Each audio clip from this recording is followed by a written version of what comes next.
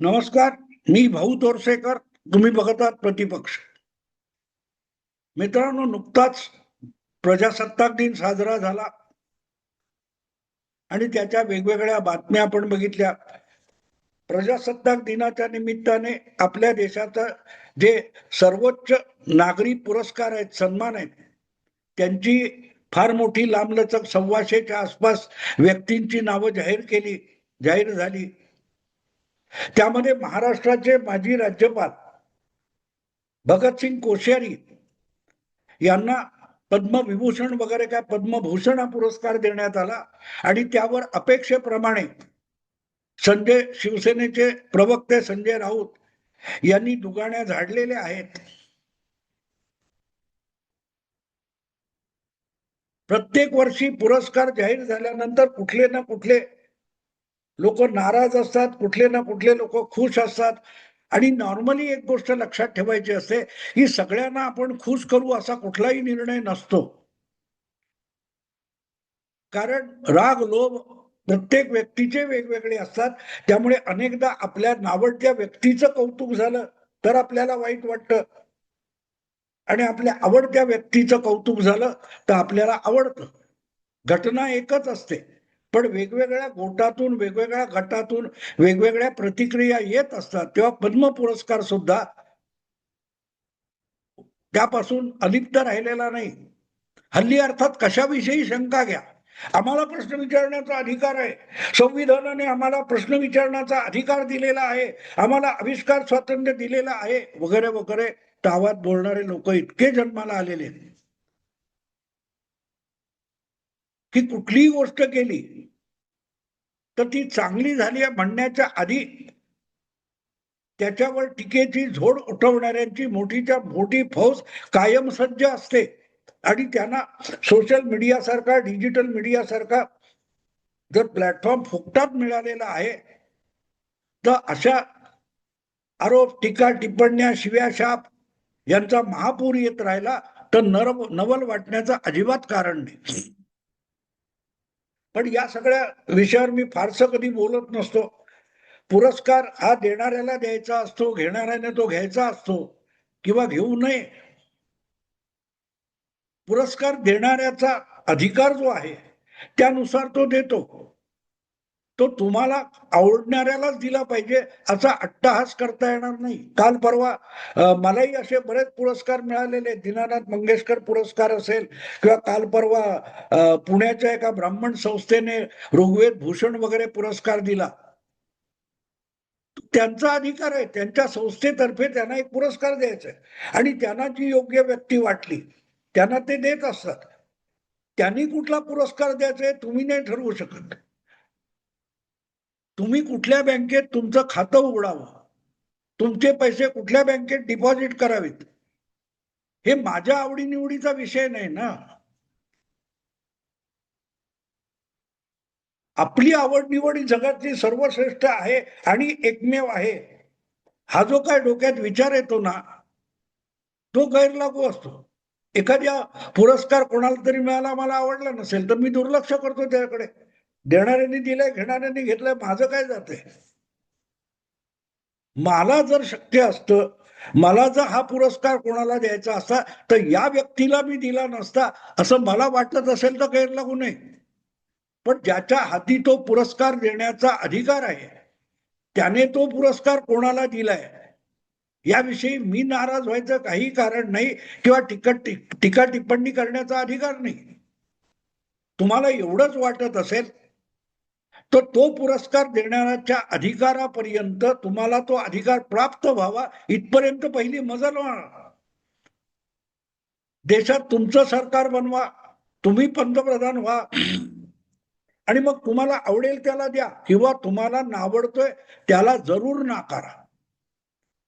पण पुरस्कार देण्या इतका अधिकार आपल्याकडे, ताकद आपल्याकडे आहे का याचा विचार करा. नुसतीच नाकं मुरडत बसायची त्या नाथ महाराजांच्या भारुडाप्रमाणे.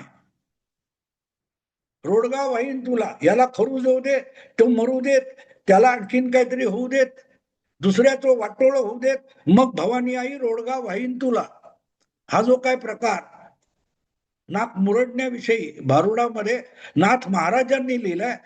त्याचं अनुकरण करणारी अक्षरशः लाखांची संख्या आज तयार आहे आणि त्यांना सोशल मीडियामध्ये मोफत प्लॅटफॉर्म मिळालेला आहे, तर त्यांनी ते करावं. पण मी त्यापासून दूर राहतो. पण एखाद्या वेळेला जर योग्य व्यक्तीला पुरस्कार मिळालाय असं वाटलं तर त्यासाठी त्या व्यक्तीचं आणि सरकारचं कौतुक करणं हे सुद्धा मला माझं कर्तव्य वाटतं. आणि आज मी तेवढ्यासाठी हा व्हिडिओ करतोय की जिथे मला असं वाटलं की पद्म पुरस्कार अतिशय योग्य व्यक्तीला दिला गेलाय, किंबहुना त्याला असा पुरस्कार दिल्यामुळे त्या पुरस्काराचा सुद्धा मान सन्मान वाढलाय. RVS मणी नावाच्या एका व्यक्तीला मोदी सरकारने यावर्षी पद्मश्री पुरस्काराने सन्मानित केलेले. RVS मणी म्हटल्यानंतर अनेकांना आठवणार सुद्धा नाही, हा मुठभर लोकांना आठवेल सुद्धा. या माणसाने काय पराक्रम केलाय याची कल्पना देशातल्या 1% लोकांना सुद्धा नसेल. धुरंधर बघून खुश होणारे, धुरंधर परत परत बघणारे आणि आपली छाती फुगवून घेणारे, ऑपरेशन सिंदूरच्या बातम्या बघितल्यानंतर अभिमानाने ज्यांची छाती फुलून जाते असे करोडो लोक असतील. आणि मग त्यातल्या कोणाला शौर्य पुरस्कार मिळाला असेल त्याचंही कौतुक आपल्याला वाटतं. पण असा दिसणारा आणि व्याख्येत बसणारा पराक्रम ज्याने केलेला नाही तरीही त्याला शौर्य म्हणता येईल, धैर्य म्हणता येईल अशी जर कोण व्यक्ती असेल आणि त्याला त्या पुरस्कारांच्या चौकटीत, सैन्य पुरस्कारांच्या चौकटीत बसवता येत नसेल आणि त्याला नागरी पुरस्काराने सन्मानित करता येत असेल आणि ते झालं असेल तर ते लोकांसमोर आणणं अगत्याचं होतं. आणि RVS मणी ही व्यक्ती तशी आहे. मी परत परत नाव 3-4दा घेतलंय पण बऱ्याच लोकांच्या लक्षात आलं नसेल कोण हा RVS मणी आहे, कोण आहे आणि त्याने कुठला असा पराक्रम केलाय. मित्रांनो, तुम्हाला आठवतं एक घटना आठवण करून देतो. नरेंद्र मोदी गुजरातचे मुख्यमंत्री होते अशा काळामध्ये मुंबई नजीकच्या मुंब्रा भागातली, कळवा मुंब्रा भागातली एक इशरत जहान नावाची मुलगी ही अहमदाबाद, गुजरातची राजधानी अहमदाबाद, तिच्या सीमेवर तोयबा अतिरेक्यांबरोबर मारली गेली. त्यामध्ये ही कॉलेजला जाणारी एक कळव्याची तरुणी होती जिचं नाव इशरत जहान. ती मारली गेल्यानंतर शरद पवारांना कळवळा आलेला होता. शरद पवारांचे चेले जितेंद्र आव्हाड यांनी धावत धावत जाऊन त्या इशरत जहानच्या कुटुंबाचं सांत्वन केलं होतं. त्यांना काय ते 1 लाख रुपये का 5 लाख रुपयाचा चेक वगैरे दिला होता. 15 वर्षापूर्वीची गोष्ट असेल.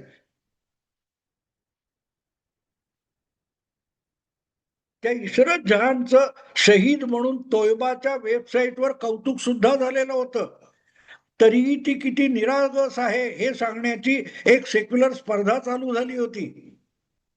तो जो सगळा कालखंड आहे ज्याच्यामध्ये मुंबईवर सुद्धा हल्ला झाला होता. अजमल कसाबची टोळी आली होती. त्यांनी मुंबईमध्ये अक्षरशः थैमान घातलं. 150 पावणे 200 माणसं किडा मुंगी सारखी मारली. 3-4 बडे पोलीस अधिकारी गोळ्या घालून ठार मारले. तो सगळा कालखंड आठवा. त्या सगळ्या कालखंडाशी या RVS मणी नावाच्या व्यक्तीचा थेट संबंध आहे. भारतामध्ये जो इस्लामी दहशतवाद, जिहादी दहशतवाद थैमान घालत होता त्याविषयीची माहिती गोळा करून अशा उघडपणे किंवा छुपेपणे काम करणाऱ्या जिहादींना बिळातून बाहेर काढून त्यांचा बंदोबस्त करण्यासाठी शासकीय यंत्रणा ज्या राबत होत्या त्यांचं कोऑर्डिनेशन करणं, त्यांची इन्फॉर्मेशन काय म्हणतात ती अनालाइज करणं वगैरे काम करणाऱ्या व्यक्तीमध्ये या RVS मणींचा समावेश होतो. इशरत जहां ही तोयबाची जिहादी अतिरेकी होती याविषयीचं कोर्टामध्ये सादर केलेलं प्रतिज्ञापत्र बनवणाऱ्या व्यक्तीचं नाव RVS मणी असं होतं. आणि ते बदलून इशरत जहानला एक निरागस निष्पाप मुलगी ठरवायचं आणि तिचा एन्काउंटर केला म्हणून गुजरात मधल्या डझनभर IPS अधिकाऱ्यांना, लहान मोठ्या पोलीस अधिकाऱ्यांना तुरुंगात डांबायचं, जेलमध्ये पाठवायचं. यासाठी केंद्र सरकार, मनमोहन सिंगांचं सरकार अक्षरशः आकाश पाताळ एक करत होतं. गृहमंत्री चिदंबरम होते. चिदंबरम हे गृहमंत्री होते आणि ते एका जिहादी मुलीला निष्पाप ठरवून तिच्यावर एन्काउंटर करणारा, वंजारा वगैरे जे काय IPS अधिकारी होते त्यांना तुरुंगात डांबण्यासाठी उतावळे झालेले होते. अशा वेळेला गुजरात विभागाचा जो IBचा गुप्तचर विभागाचा जॉईंट डायरेक्टर होता राजेंद्र कुमार, याला खोटी माहिती देऊन एन्काउंटर घडवून आणला म्हणून आरोपी बनवण्यासाठी चिदंबरम उतावळे झालेले होते. आणि चिदंबरमच नव्हते तर तत्कालीन चिदंबरमच्या जागी आलेले गृहमंत्री सुशील कुमार शिंदे सुद्धा उतावळे झालेले होते. जे काम चिदंबरमला जमलं नाही ते आपण करून दाखवतो असा विडा जणू काय सुशील कुमार शिंदे यांनी उचललेला होता. पण जोपर्यंत गुप्तचर विभागाकडून राजेंद्र कुमार विषयी चौकशी सुद्धा होत नाही तोपर्यंत त्याला हात लावणं अशक्य होतं. तेवढ्यासाठी त्या विभागाचा प्रमुख संचालक बदलण्यात आला. एक इब्राहिम नावाचा मुस्लिम अधिकारी पहिल्यांदा IBचा प्रमुख बनवण्यात आला, जो की हिंदुत्वाच्या विरुद्ध आपल्याला साथ देईल अशी UPA सरकारची, सुशील कुमारांची अपेक्षा होती. पण इब्राहिमने तेही केलं नाही. आणि या सगळ्यामध्ये कोलॅटरल डॅमेज म्हणतात, फुकट मारला जाणारा म्हणतात, तसा माणूस होता. त्याचं नाव RVS मणी. ही सगळी किस्सा कहाणी RVS मणी यांनी आपल्या पुस्तकात लिहिलेली आहे. ते त्यावेळेला केंद्रीय गृह खात्यामध्ये सहसचिव होते. त्यांच्याकडूनच अशा सगळ्या जिहादी प्रकरणातली जी कागदपत्र कोर्टाकडे सादर केली जायची, मग ती प्रतिज्ञापत्र असतील किंवा कुठचे आणखीन दस्तावेज असतील, ते सादर करण्याचं काम, ते तयार करण्याचं काम RVS मणी करायचे. आणि म्हणून अमित शहा आणि नरेंद्र मोदी यांना गोत्यात घालण्यासाठी जे केंद्र सरकारने ISIच्या मदतीने चालवलेलं एक षडयंत्र होतं, त्यात अकारण बळी ठरलेला अधिकारी म्हणजे RVS मणी होता. कारण त्याने इशरत जहान ही जिहादी असल्याचं प्रतिज्ञापत्र दिलं होतं आणि त्याने ते बदलावं. कोर्टामध्ये आपलं प्रतिज्ञापत्र चुकीचं आहे, ते चुकीच्या पद्धतीत आलंय म्हणून ते बदलावं आणि इशरत जहान जिहादी तोयबा वगैरे नाहीये सांगावं. यासाठी प्रचंड दडपण आणलं गेलं केंद्रीय गृह खात्याकडून. ती सगळी आपली दुर्दैवी कथा RVS मणी यांनी आपल्या पुस्तकात लिहिलेली आहे.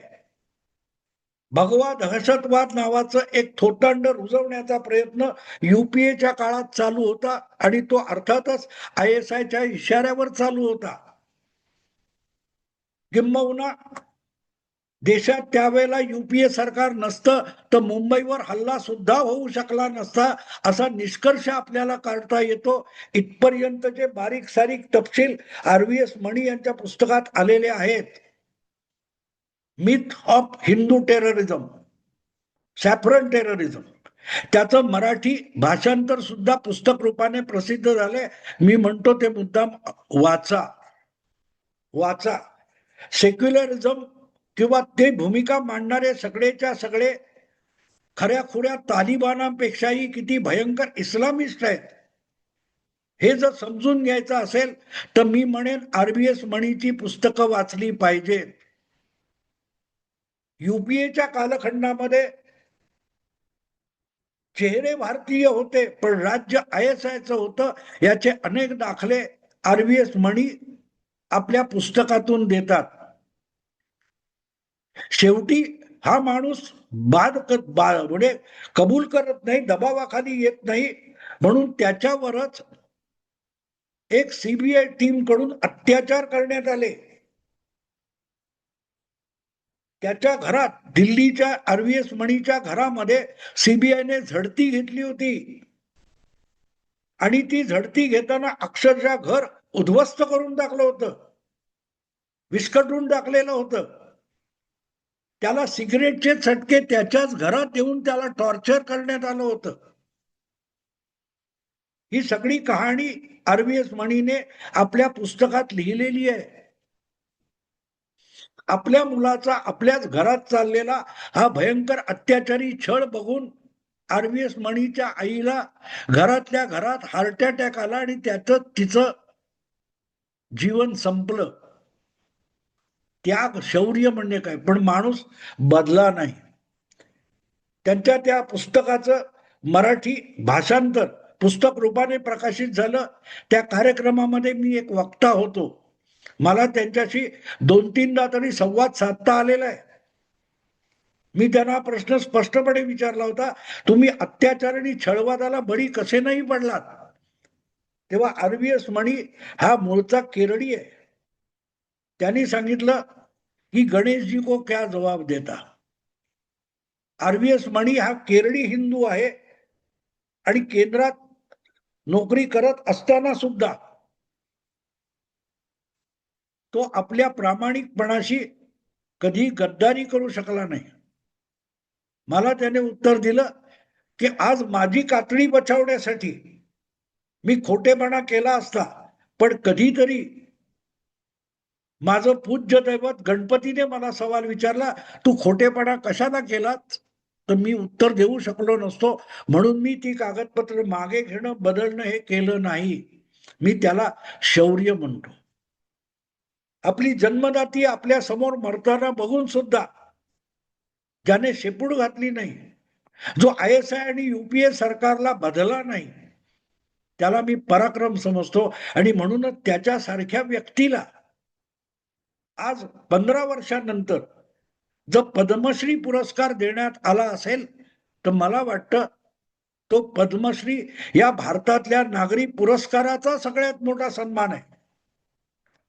एक नागरी पुरस्कार जो जणू सैनिकी धैर्य आणि शौर्य दाखवल्यासारखा सन्मानित झालाय.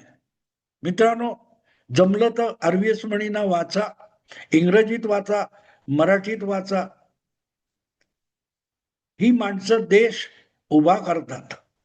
त्यांच्या त्यागातून, संयमातून, शौर्यातून देश उभा राहतो, ज्याची मधुर फळं आपण चाखत असतो. तूर्त थांबतो. आवडलं लाईक करा, शेअर करा आणि प्रतिपक्षाला सबस्क्राईब करा. नमस्कार.